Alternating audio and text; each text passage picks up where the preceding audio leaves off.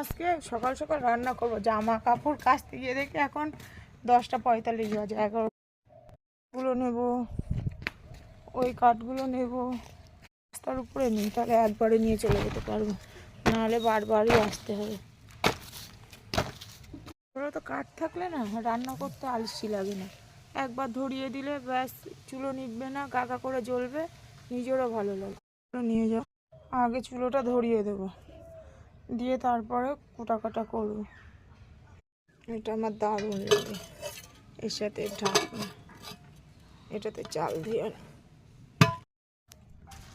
চুলোটা ধরিয়ে দিয়েছি। এবার ভাতের পানিটা বসিয়ে দেবো। কে বলে কি তোরা দুটো মানুষ, তোদের আবার কিসের কাজ? সেই সব কথাগুলো শুনলে না গা জ্বলে যায়। দুটো মানুষ হোক আর তিনটে মানুষ হোক, সংসারের কাজ সবারই থাকে, কেউ বসে খায় না। এই জলে হবে ওর মতন, তারে ভাত চালে ধুয়ে নিয়ে আসবো কলের থেকে।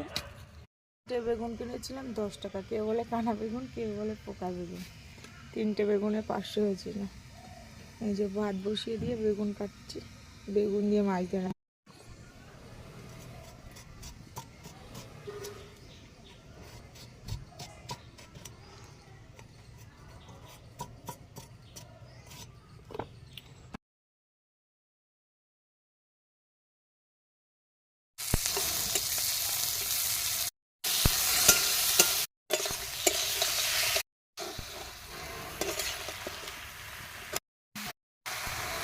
কষিয়ে নিয়ে ঝোল দিয়ে মাছ দেবো।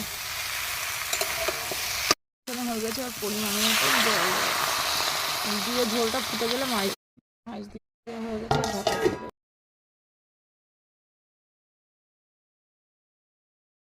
হচ্ছে কাজগুলো করে নেবো।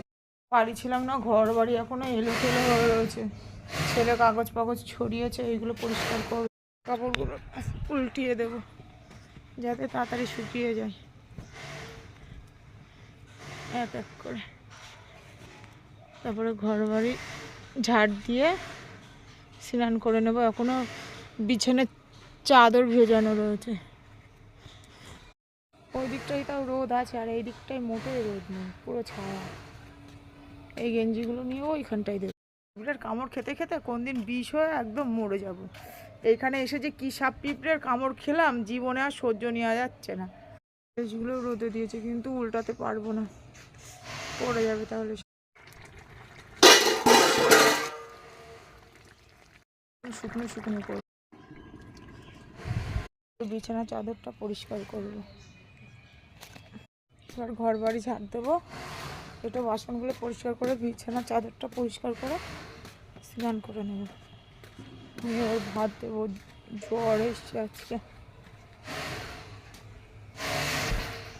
দেখবা মালিকের কাছের থেকে আগের থেকে যদি টাকা নিয়ে খাওয়া হয়ে যায় না, সেই কাজটা আর ওঠেই না। এতগুলো কাজ করে 2500 টাকা নেওয়া হয়ে গেছে, খাওয়াও হয়ে গেছে, মাল যেন রেগোচ্ছেই না।